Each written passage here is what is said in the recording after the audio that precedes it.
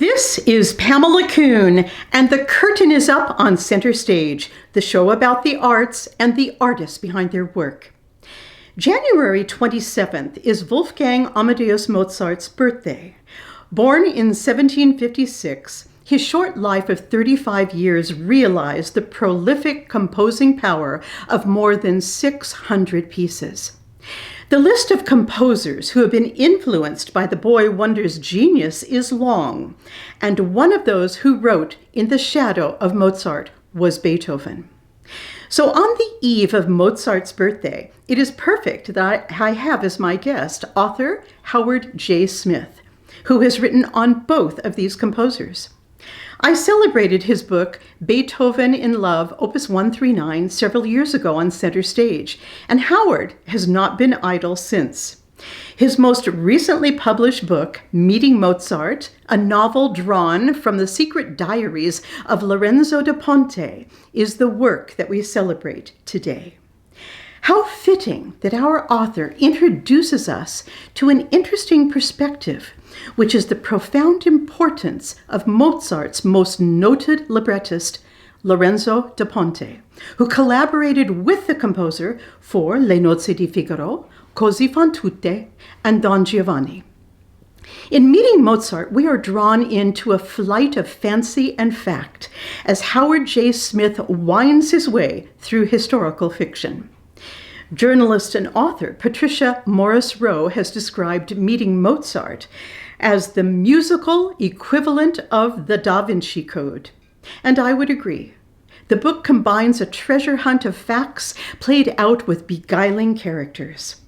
And with the added dynamic that Howard brings to his writing as a former television executive and screenwriter, I see the potential for movies based on his writings here wafting in the distance.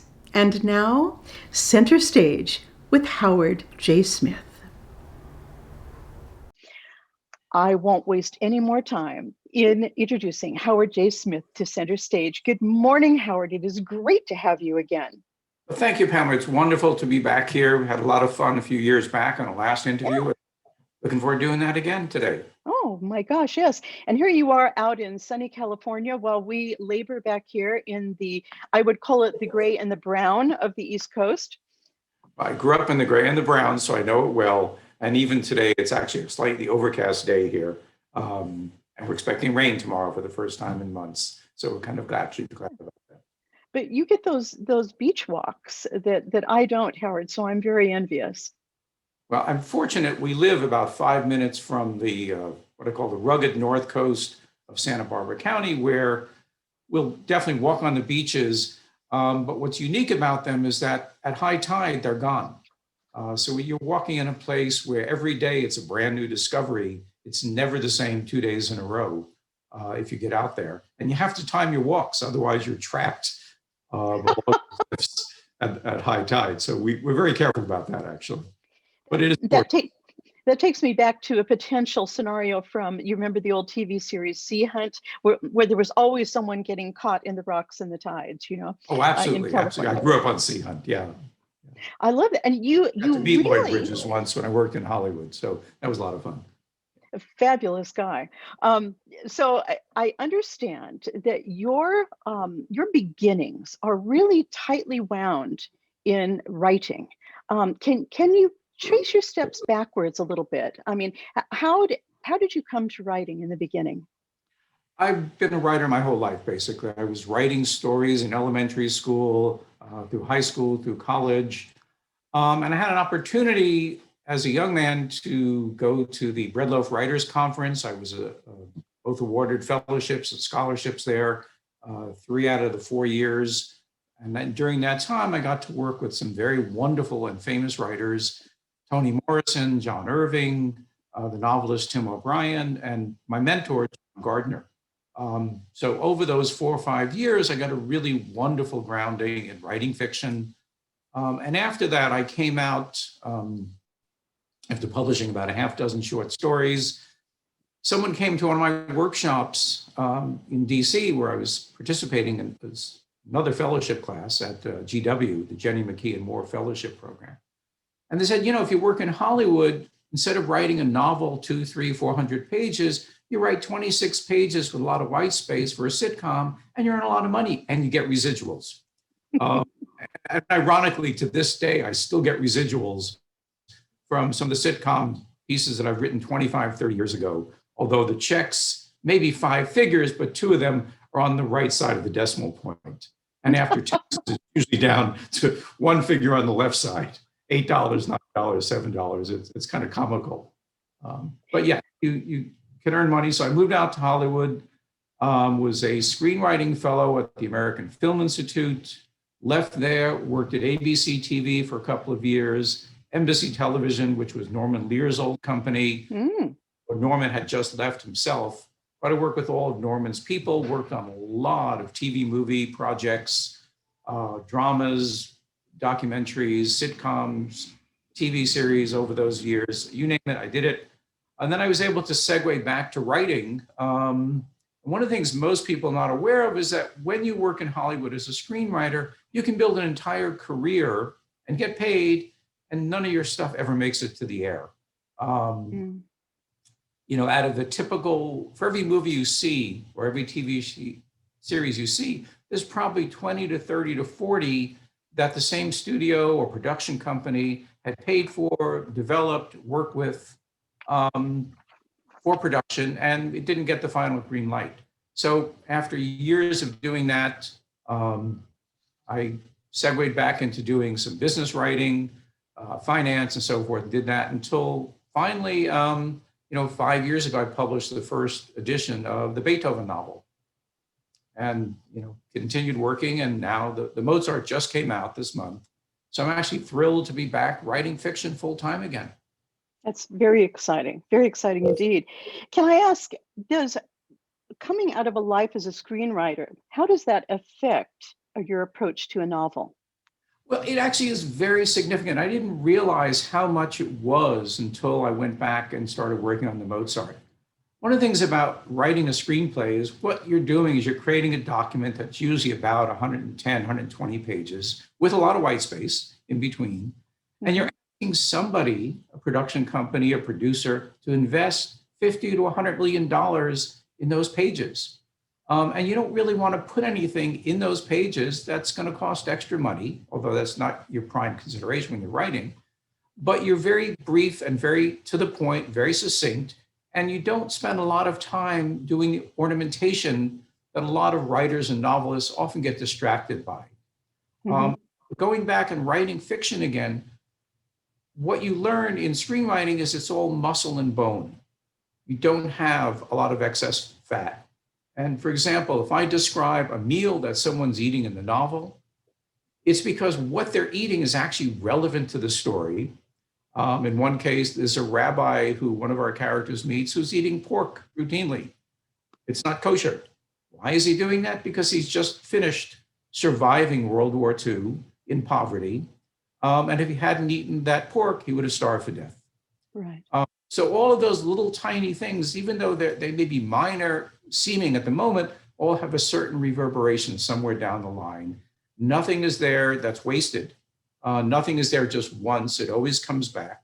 And like a good composer, when it comes back a second time, it is always slightly different.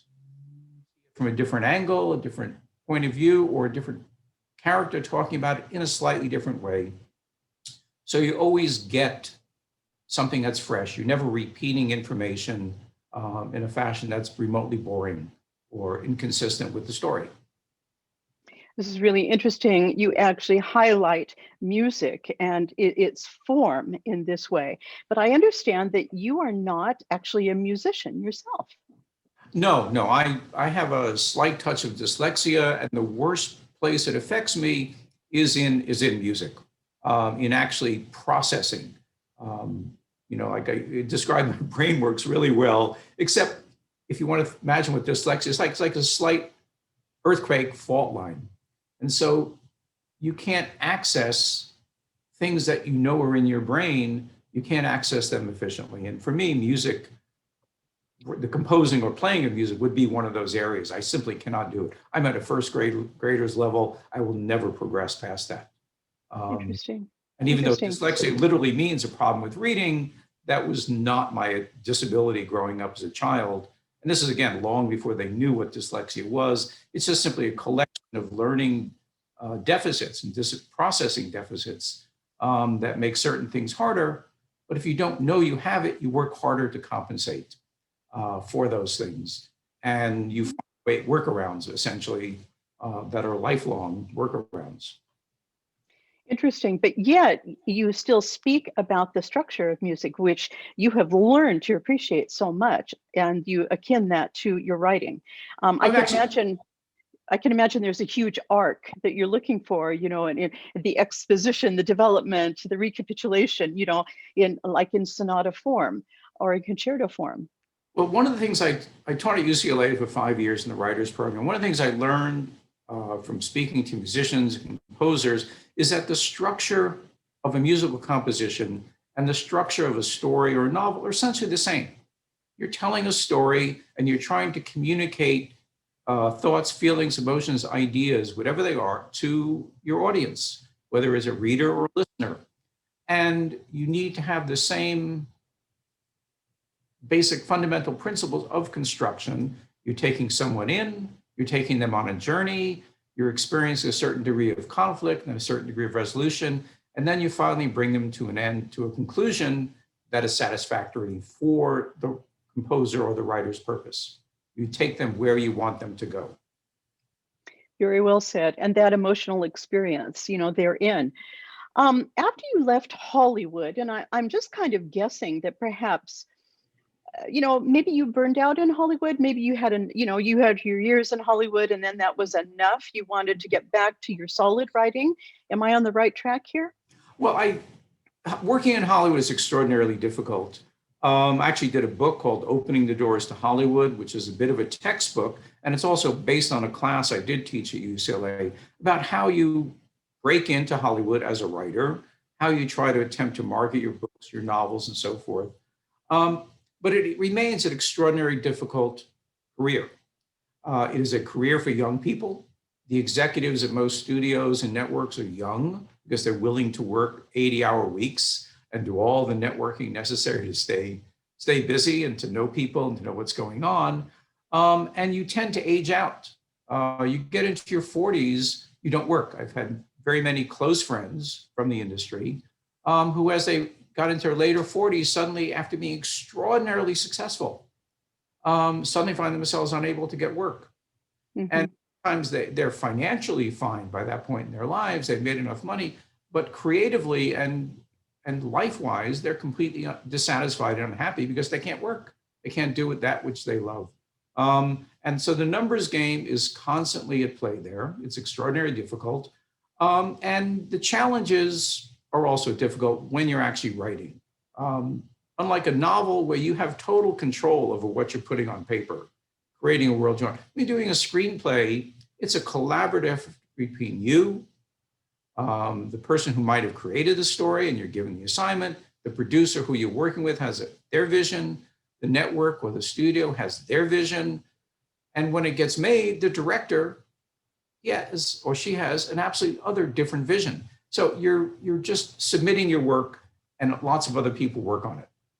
And you get pushed around a lot. And the writer is also, unfortunately, other than actors, the least respected person in the process. You have the least power.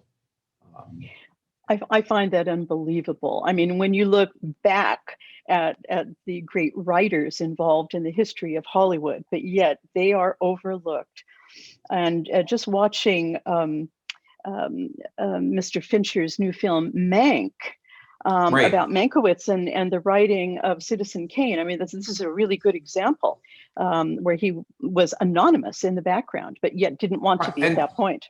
And you don't think about it as a Mankiewicz film, you think about it as somebody else's movie. It's never, and again, but this is one of the things that actually attracted me back to Mozart and De Ponte. Writers never got credit, even in the opera world. It's actually even worse. And that's also one of my gripes with the opera world, that even when I bought a book that had the Mozart De Ponte libretti in them, you didn't find De Ponte's name anywhere except way buried on the inside. Oh, written by this. And that was taken to an extreme, I'll add, During the Nazi era in Germany, before the war and even through the war, when opera was still being performed in a lot of German towns, Germany really was never under attack until late in the war. The only versions of Mozart's operas they would perform were in German. They would all be translated.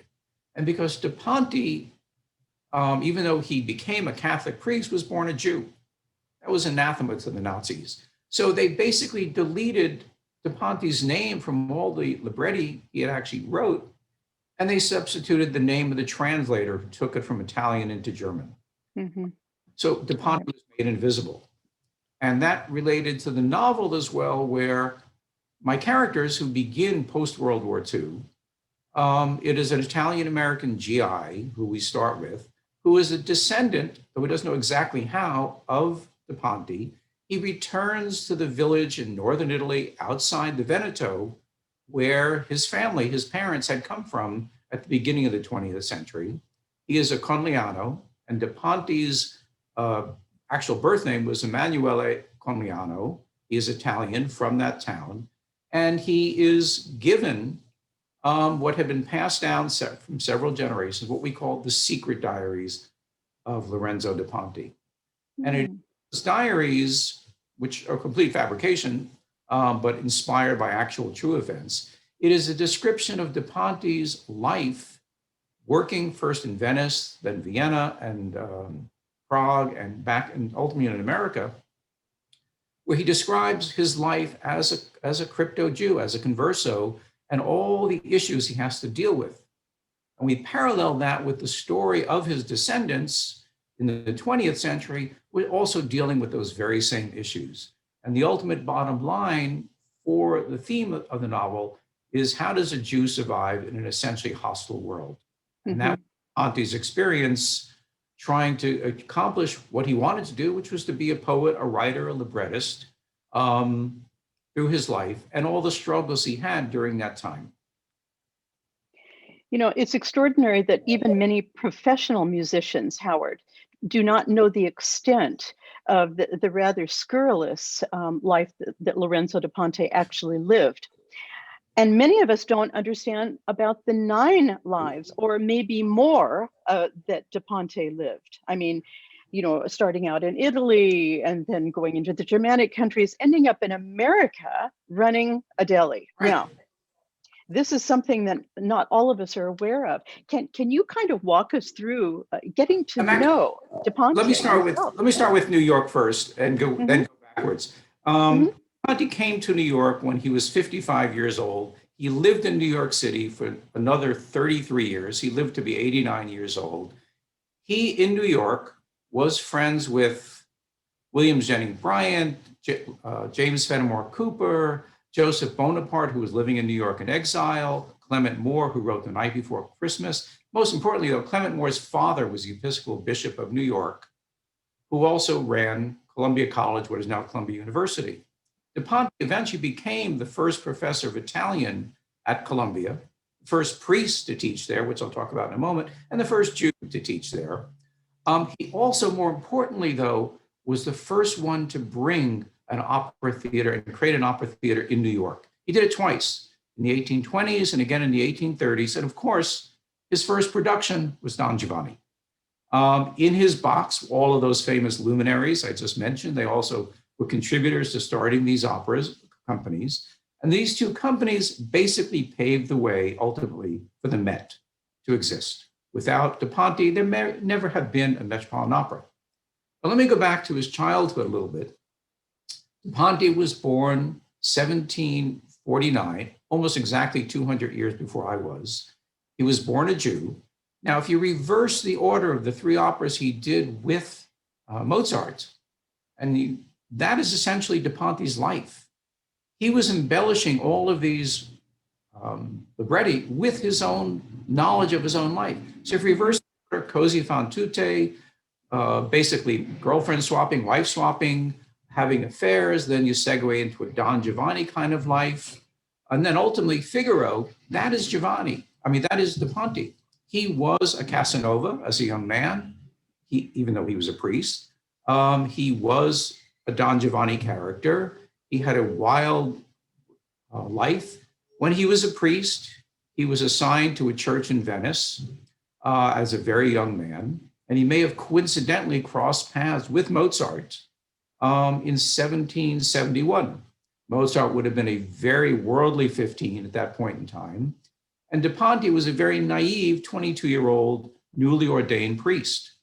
They both, however, loved the poet Metastasio, and Metastasio's operas, libretti, were performed frequently in Venice at that point, particularly the Teatro San Benedetto, which later burnt down. And even on Mozart's birthday, January 27th, 1771, they both may have been at the theater that same night and may have crossed paths, which is an incident I play with in the novel as a possibility before their actual known meeting approximately 10 years later in Vienna, where Da Ponte becomes the court poet. He gets there with a letter of introduction to Salieri, of all people, the same Salieri from Amadeus that we know, although a very different man in real life, and becomes that poet for the next 10 years. During that time, he is introduced to Mozart by another duke who is a converso as well, who had actually supported Mozart prior to introducing him to Da Ponte. And together, they come together to write Figaro, Don Giovanni, and Così over the next 7 years or so, until Da Ponte, who was always led this wild and somewhat crazy life, which again was not that different from his good buddy Mozart in Vienna. He had gotten thrown out of his teaching assignment, got thrown out of Vienna, he got thrown out of Venice, makes his way to London just before he turns 40. And I should add, he gets married at age 40 after deferring all other romantic relationships by saying he's a priest, he can't marry. At age 40, he gets married to another converso, Nancy. And they get married back in Vienna. In the Veneto, outside Venice. They sneak back in. He is forbidden to be there. He's been expelled. Plus, he's not allowed as a Jew to associate with any other Jews. The church, which had a lot of secular authority, would have had him killed, sent to the stocks or pilloried or sent to the galley as a galley slave if he had done that, if he'd been caught. They get married by a rabbi at age 40. He then, after having all of these affairs through all of his youth, he becomes a faithful husband for the next 45, roughly, years of his life, until Nancy passes away in the early 1830s in New York. Actually lives, by the way, in New York for 33 years, longer than he lived anywhere else in his life. But This even is extraordinary. Or early 19th century New York was as anti-Semitic as any other place at that time. And he never let on, except with his closest friends, that he'd been born a Jew. In his known diaries, the public diaries, I call them, he never once describes his Jewish heritage. He was converted at age 14, unwillingly, because it ripped him apart from all of his friends and his life and his probable girlfriends at that time. He loved women. He loved girls. He was a philanderer, but he had an opportunity, and he was a polymath. He was as much a genius as Mozart, which is also not known. He was absolutely a brilliant writer, extraordinarily talented, but he never had a formal education until he was converted. And one of the things that happens at conversion is you take the name, in this case, he took the name of the bishop who did the conversion, and he connived with the bishop to get him into the seminary so he can get an education, which he does. But the end road of education is to become a priest. As I said, he was a horrible priest. He gets sent to Venice. He never once mentions in his actual diaries, known diaries, anything about actually being a priest or theology or anything about Catholicism whatsoever. He could care less. All he's interested in is doing confession and finding out which women he might want to go out with after they finish their confession. That's about the extent of his Catholicism, other than doing mass on Sundays. During the week, he would whore, gamble, and play around and have girlfriends. That was his life. So he was the ultimate opportunist.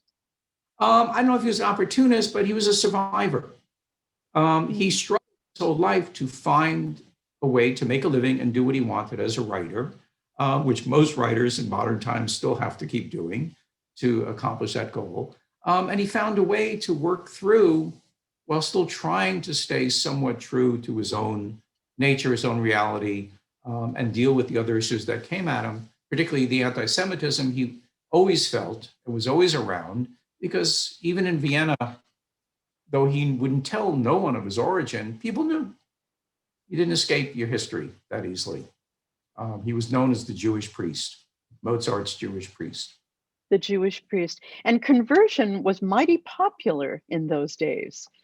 Again, it was a survival technique. And one of the underlying themes I mentioned about how difficult it is for a Jew to survive in a hostile world is every single character in the novel has a different approach to survival. Some, some join the resistance during World War II and fight. Others working with the CIA, tracking down Nazis. Others, there's always doing something to find a different way to handle that issue. And how do you do it? This is amazing. I mean, Howard, Mhm. Howard, obviously you have put so much research into this in this book of yours. And I have to come back to one of my earlier questions. Here is a non-musician going into this great passion of music. What is it that has drawn you into music initially? Because I gather you're on boards of many arts foundations in the Santa Barbara Symphony Orchestra. I mean, your list is long and very respected. But what is it about music that has drawn you? I've always loved music. I can't work, even as a child, when I was studying for school, I always had music on in the background. My dad, for example, loved the Russians. He is, their family was from Eastern Europe. They grew up with that music, Tchaikovsky, Stravinsky, that was in his blood, basically. So I would listen, and being, from New York, we had WQXR back then. I think it's still around to this day. That's what we listened to at home, other than the rock and roll that I also grew up with. So I've always loved music. I just could not do it. During the Christmas concert, I was supposed to crash the cymbals. I missed the note. I missed the moment. I was off. And that was the dyslexia. And I realized I could never be a musician. But I love it. And it's always been a part of my life. And one of the beauties of writing about people like Beethoven and Mozart and writing historical fiction about famous people is, one, you have to know the person. So you have to study both Beethoven, Mozart. You have to know the era. You have to, and I'm, a well-studied amateur historian. So you have to study that entire period of from the 1750s to the 1840s and know it intimately as the background, how things were, what was happening at that time. You also have to study the music. And writing either one of these books, I was constantly listening and taking hints from the music. I mean, I can't tell you how many times I listened to The Marriage of Figaro or the music in the background. And you discover, when you do that, as many musicians do, you discover the little gems, little tiny bits of Beethoven, little tiny bits of Mozart that may not be common or played often. And you suddenly realize that their brilliance and their genius is in everything. It didn't matter if it's popular or not, it's there, and it's in the writing. The other thing I discovered is researching the history of Da Ponte and what he's writing about. And I'll give you an example of writers getting no credit and music. Everyone dismisses the writing of Don Giovanni. Oh, he just borrowed it from some other existing version and redid it, and he really didn't do much work at all. Historically, everyone wanted to give Mozart credit for everything. Mozart is a genius. I love Mozart. He's brilliant. But he did not function well without a good libretti. He needed Da Ponte.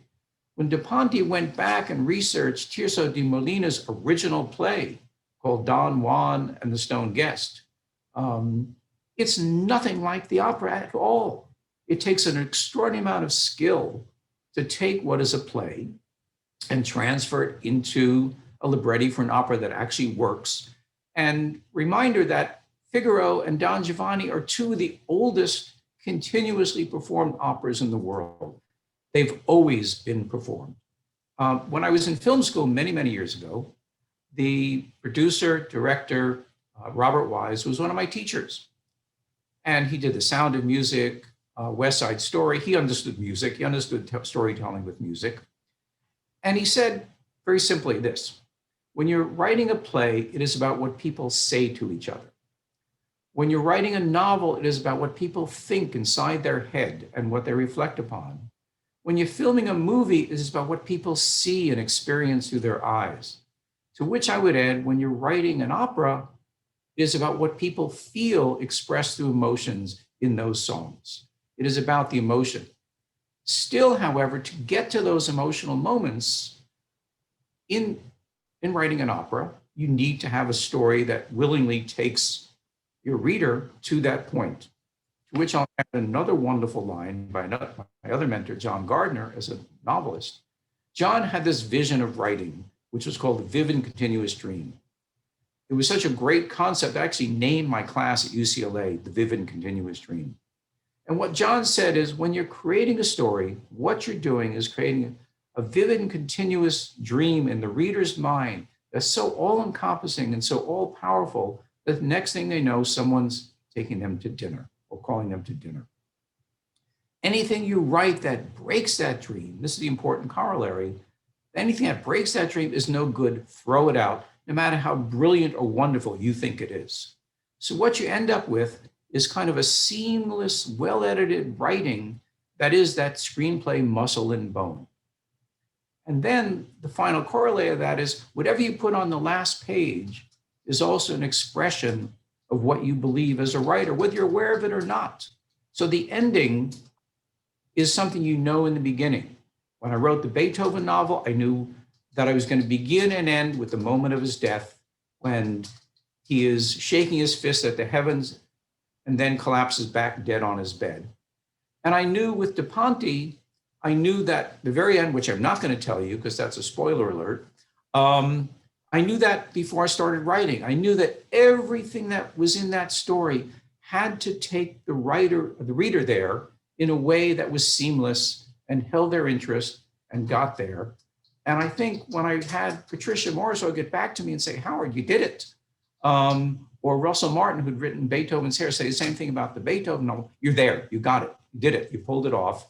That the story held you so much so that even experts in the field, whether it was reading the Beethoven novel at the American Beethoven Society and describing it, reading a chapter of fiction to a panel of experts and having them love it, or getting Jan Swafford, who'd written the biographies of Beethoven, Mozart, and Brahms, Jan loving this novel as well, because it was true to the historical character, but it was also, as Robert Wise said, it's what people think. What was De Ponte thinking about as he worked with Mozart? What was their life about? What was important to him? What was important to them? And how do you get there and then make it entertaining for an audience? As Beethoven said, you never want to bore your audience or your reader. You always have to be fresh, different, and lively and come out a different way. Wise words, Howard J. Smith.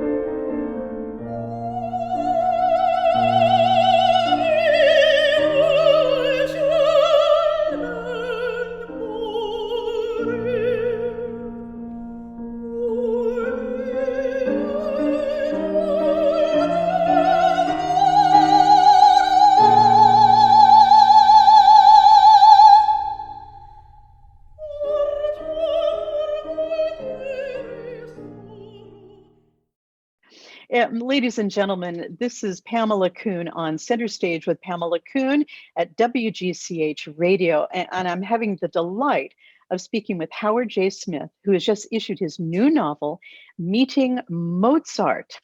So we've gone from Beethoven to Mozart. We seem to be working backwards, somehow. Howard, you took a lot of courage in your life, and which in a way parallels Lorenzo da Ponte, who we've been speaking about. You've lived many lives. You have, as an author in Hollywood. Yes, both for the good and the bad. Yes, one has to do that. Yeah. It's never boring, is it, Howard? And No, and I think that's something I said to myself when I was a young man. I said, I hope I live an interesting life in interesting times. These past few years been a little bit too interesting, I think, for all of us. Um, but yeah, it's always been an adventure, and it's never been boring throughout all that time. so I want to ask you, do you have a favorite Mozart opera yourself? I go back and forth between Don Giovanni and The Marriage of Figaro. I love them both.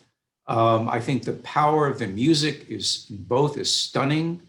The attitude and the expressions of ideas in both is stunning, and the quality of the songs that we hear are magnificent in both cases. And again, it's why they're still in everybody's probably top five, if not top 10, best operas ever. Exactly. Yeah. So let's talk for a moment about Lorenzo da Ponte and his friendship with Casanova. Yeah. So when De Ponte arrived in Venice as a young man, he spent about 10 years there. And what he really wanted to do was write. And he did a lot of that on the side while he was still working as a priest. And as I said, he ran around a lot. He was in strange social circles. And among the people he became friends with is the original Casanova. Casanova was a generation older than him, had a somewhat similar history. Casanova was also ordained as a priest, and Casanova lived an incredibly wild life. His diaries, which inspired De Ponte, there are 1,000 pages of really fine 8-point type print. I mean, the book weighs 15, 20 pounds to read Casanova's diaries. And when I do a class or a lecture on that, I usually bring the book just to show people how massive this is. Yeah. That story ends before he even meets De Ponte in Venice. I mean, it's his first 45, 50 years of his life. But he inspired him, and he also may have shared with him the original Tirso de Molina novel. He was a source of great information for him. He understood the politics of Venice very well. He had born and grew up there. He had been exiled himself. He had to escape from prison himself at one point. And when De Ponte was posted up on charges for philandering and a few other things, and he's always accused of stuff, usually by the husbands of the women he's having affairs with, Casanova was the one who said, you need to go. You need to get out of here now. Do not even go to the trial. Get out of Venice. Do not return, or you will suffer the consequences. And he did.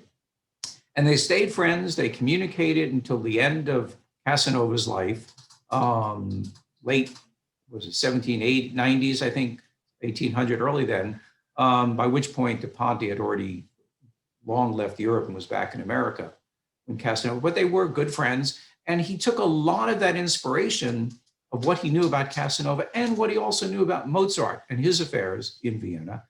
And those characteristics became the personality of Don Giovanni, borrowing from both of those men and his own experiences. That was Don Giovanni. No doubt. And I would posit the thought that maybe Lorenzo da Ponte was actually Leporello to his Don Giovanni Casanova. I think sometimes he was both. He was his own Leporello. He was his own Casanova, his own Don Giovanni. No, he played all sides of the dating game, we'll call it. So, Howard, I'm so fascinated by the movements of Da Ponte in his later life. So to come to America to actually escape any issues, and all the scandals, he was in London for a while, and then he came to the United States. And here he is working in a greengrocer. He's developing a deli. He's bartending, and he eventually is hired at Columbia University to teach Italian literature. Was he a happy man at this point? I think actually he was. He struggled always financially, particularly. Let me go back to London for a moment. In London, he continued being a librettist. He wrote 30 libretti, most of which are forgotten, but beyond the Mozart. But also he did a number for Martin y Soler, who was another prolific composer of that era in Vienna. Martin y Soler was Spanish, but he lived in Vienna. And those Soler operas are available. They are produced periodically, though certainly nowhere near the level of production of the Mozart pieces, the three. But by the time he left London, he was in debt. He fled London to escape his debts, arrived in New York with virtually no money. But again, he was a smart man and a survivor. And yeah, Mhm. he created a greengrocer across the river in New Jersey, which I jokingly call, New York's first Jewish deli. And you could have bought all the things you needed for a great Reuben in that deli, but it would have been powdered mustard, rye flour, dried corned beef, and so on and so forth. He also was down in Philadelphia and Pennsylvania for a few years in that time, but he kept going back and forth, but primarily was in New York. And it was one of the things he also did, which I don't get into very much in the novel, is he was a bookseller.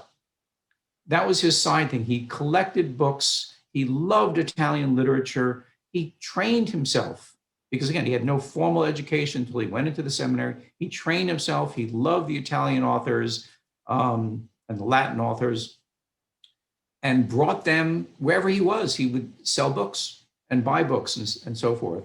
And when he was in New York, he actually had a little bookstore at different times. But his meeting with Clement Moore happened a year after he was in New York.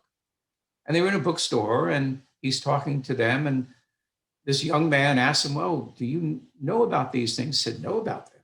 I know Mozart. I work with Mozart. I wrote Don Giovanni," which Moore was blown away with. And he said, "Come, you must come to dinner. You must meet my family." And very soon thereafter, he met the Moores, who were part of the early New York aristocracy. And again, there was definitely a high, what they call white glove world in New York at that time. The original settlers, the wealthy settlers, the Vanderbilts, names that sort of echo a little bit through history, don't quite ring as many bells now as they did back then. But that was the world he was pulled into. So also caution, don't mention you were born a Jew. He and his wife, Nancy, would cook Italian meals for people. They would entertain. They originally started tutoring the children of these people in Italian. And eventually he got his position at Columbia, doing the teaching there in a more formal way. But again, he survived. He had a lot of small businesses on the side. He kept his bookstore going. One of his bookstores actually was in the location of where I believe it's the Strand bookstore is now, just outside Little Italy. And he was even buried originally in one of the main Catholic churches. And I kind of joked that he could have reached up from his grave, and to this day, he could have grabbed a cannoli from Ferrara's in Little Italy. He was that close originally, although no one knows where his grave is now. It's been lost, much like Mozart's. But he was buried in the Catholic cemetery originally in New York. And also, that's one of the apocryphal stories we created in the novel, the kind of weaving fact and fiction, hopefully seamlessly, so that the reader is left wondering, what is true? What did he make up? What's the novel? Mhm. As I said in my Beethoven novel, a novel is really a collection of lies. It's a fiction that in some fashion purports to tell a greater truth, meaning the inner truth about your characters. And it's why even in teaching, historical fiction is a wonderful tool to get people to understand an era, what people were thinking, how they were living, and it's not as dry as a straight history book. So you've just answered my next question, Oh, obviously. That format you love, obviously. yeah. I'm a big fan of historical fiction. Even very early after grad school, I have a master's degree in teaching. I taught for a brief while before later teaching at UCLA. But even then, a lot of what I taught was teaching history through using fiction as a social studies teacher, as a way, again, to get people to understand what people are thinking, how they're living, how they're acting, and why the forces that were around them impacted the way they did. Fabulous, fabulous. You know, Howard, while I've got you here, I just have to ask an obvious question right now with how we've suffered with COVID. I mean, you and I realize that the lives of performers are on the line right Oh, now. yeah, very much so. I mean, I'm personally wounded when I hear about violinists in the Metropolitan Opera Orchestra who have to decide whether to pay their rent or sell their violin. This has been a tragic time for us. And I know that because you sit on so many boards of arts foundations and you do treasure music so much, can you just impress upon my listeners how important it is for all of us to take the responsibility to keep music alive and functioning? Well, I want to talk about it from two aspects. First, as a writer, I went through the Writers Guild strike in Hollywood. And even though it clearly was nothing compared to COVID, in terms of our writer's career, it was literally a year out of our lives. I went from having money in the bank when that strike started, but people stopped working 3 months before, and the effects lasted a good 3 to 6 months after. So it was a full year out of our lives. I even drove a limo for a month back in the 80s to put food on the table. You have to survive. But the lesson is, after it's over, things are changed, and Hollywood did change radically after the strike, Writers Guild strike, but it did return. And so on that hand, I think if you're an artist and you're struggling, you have to learn to survive. You've got to manage your finances as carefully as you can, and it's hard. You have to do what you need to do to survive, but it will happen and will return. So we need to keep faith in that, that when COVID is past us, we'll do that. On the flip side, as a board member of the symphony, we've done everything we can to keep music alive. We have kept to our original calendar schedule. Santa Barbara, we do 7 regular concerts, weekend concerts a year, programs, I should say, we do, two a weekend, plus other, New Year's Eve and so forth. And so we keep our people working. We've had to scale back what we do. We've done them more remotely. We've done online, so forth. But we tried to keep people working. We've done the PPP financing for our staff as much as possible, keep people paid. We have solicited support from our donors as much as possible to say, we want to be back next season, and we need your support. And I must say, people have been extraordinarily generous and aware that this is a huge issue of keeping the arts alive and keeping our artists going. The arts, along with restaurants and areas like that, are among the most hardest hit during this time. And so, yeah, it's a difficulty. But as a board member, like I said, we're doing everything we can to keep the symphony alive. My partner, Patricia, is on the opera board here. They're in the same situation of trying to keep performances going, keep student programs going. Both organizations have education programs for up and coming people, or elementary school students, high school students. We're keeping all of those going as best we can through this time to minimize the damage. But it is not easy, and it's expensive because you don't have the revenue coming in as you did before from a concert. But just as John Gardner was your mentor, and it meant so much to you in your life, we have to be mentors too, don't we? I mean, we have to take personal responsibility for Oh, keeping absolutely. art Absolutely. out there. Art is the thing that dissolves the chaos in our lives, or at least I'd like to think so, Well, Howard. keep in mind that what is everybody doing while they're home? They're watching, Hmm. they're reading books, they're watching television, all of which are created by artists, musicians, actors, the very same people who right now are hurting the most of all the different professional categories who aren't working. And those are the people we turn to for solace and comfort all day long. And those are the ones who will be back, hopefully, when this is over. I hope so. How we take these things for granted is rather extraordinary. Yeah. I remember seeing So, online someone asking, how can I get some free downloads of books while I'm COVID because my husband or my dad can't see anymore? And I politely reminded, I said, I guess it's wonderful that you're trying to get these materials, and there are sources that will provide it for free, but please do it through those lending libraries that actually pay the writers and artists who create the material. Yeah, it's wonderful to get free stuff, but you got to remember that if writers and artists and actors, musicians aren't getting paid, they're not putting food on their table either. exactly. That's Well something said. that De Ponte knew 200 years ago, as did Mozart. They had to work. They were working stiffs, and they Hmm. created work to put food on their table as well, just like you and I and everyone else who's out there. And here we are back to talking about survival in another Yeah. way. It's all relative. So where to from here, Howard J. Smith?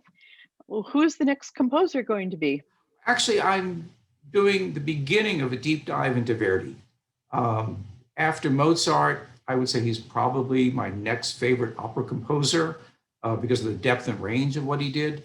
Although being a dramatist, there's not a lot of comedy, which I enjoy, and I've always written with comedic elements. There's not a lot of comedy in Verdi, so I have to figure out how to get that into a good story. And I haven't framed anything about that story yet. I'm just doing early preliminary research and beginning to do a deep dive into his operas at this point and his biographies. I mean, again, as I mentioned earlier, to do something about a composer, it's their life, their music, the era, the libretti. You have to know, you've got to know all of these things, which is a lot more work than just simply, oh, I'm going to write a novel about, going down to the river. There's a lot of stuff there. And that actually, for me, is the fun of it. It's doing these deep dives and discovering the subtleties and the gems of an artist who you may have listened to your entire life, but really didn't know a lot about in depth. So Verdi is it, yeah. What a discovery for you. What a life adventurer you are. I have so many as my guests on Center Stage. I love that aspect of being a talk show host. I adore it because I am too. And so you keep discovering. In a way, you're like a writer who, again, as a screenwriter, there was so many different topics that I would write about, whether it was something in World War II or something historical. Again, it was doing a deep dive into that era, those people, whatever was going on. And so you really have an adventure when you're doing research. It's fun. When Trish and I travel now, one of the things we will do wherever we go is we'll go to the operas. We've been to opera houses in Italy and Venice, Vienna, Prague. I mean, we actually were in the Estates Theater in Prague where Don Giovanni premiered in 1787. And you can stand on the spot where Mozart sat when he conducted the first two performances. It's the same theater and they're still performing Don Giovanni. Or to be in Vienna and go to all the wonderful theaters there, Theater an der Wien, the Opera House. These are just magnificent palaces and places of music. And so it always gives you something to enjoy, people to meet. We often would set up meetings with people I'd been in touch with before, but had not met in person on all of these trips. And all of it was about, gaining more knowledge about the towns, the cities, the history, the musicians, the composers, and so forth. I used to envy golfers because wherever they travel, they always have a golf course. I don't play golf. We do music. That's wonderful. Well, personally, I'm waiting for you to get around after Verdi. Perhaps you'll get around to Richard Strauss, and you can talk about Hofmannsthal and Strauss's relationship vis-a-vis librettist and composer. And then, of course, if you ever get to Wagner, he was just, the total thing himself. So it could be very interesting for you. Well, just keep going and keep having fun. And I have no idea how long or how far I'll be able to do this. I turned 70 this past year. So, keep working, keep writing, and keep enjoying it. That's the main thing, is to absolutely enjoy doing it. And so that hopefully that love and that expression of joy comes through in what you're writing, and the reader picks that up. This is fantastic. Howard J. Smith, thank you so much for being with me on Center Stage again. And how can we find your marvelous new book, Meeting Mozart? Well, Meeting Mozart can be purchased through any bookseller out there. You can go to Amazon, you go to Barnes & Noble, you can go to your local bookstore, they'll order it for you. Published by the Sager Group out of San Diego. So it's everywhere now, and the sales are picking up. And if you write it, hopefully you write a nice 5-star review, whatever the source is that you got the book. I've only 5-star right now reviews that are up, which is kind of cool to have that experience on a brand new book. That is seriously cool. And while they're buying Meeting Mozart, they should buy Beethoven in Love Opus 139, and make it complete right now. I have a set, and ultimately you get the Verdi book too. We'll throw that in. I can't wait. Oh, well, Howard, I hope the next time we meet, it will be at the opera, and it'll be through a recitative and aria, perhaps, It would be wonderful to do that. One of these days I've got to get back to New York. My very first opera that I ever saw was only 20 years ago at the Met, the Italian in Algiers. And so, New York is my roots, and we'll be back there one day soon. Oh, yeah, we will. Yes. We And will. it's been We'll a delight being back here on the program. So thank you for having me today again. It is my pleasure. And maybe we can do a house swap. You come back to New York for a while. I'll take the place out on the California coast. Yeah, it would suit me. Not a bad idea. I mean, we actually were supposed to be in Italy this past summer doing just that, house swapping. And we had a place in Tuscany lined up, a place in Paris lined up, a place outside Bordeaux on the coast lined up. We had the best flight seats I'd ever timed out, with a flight right out of Santa Barbara, one connection to Paris. I mean, it was all perfect. And then COVID, and it's all gone.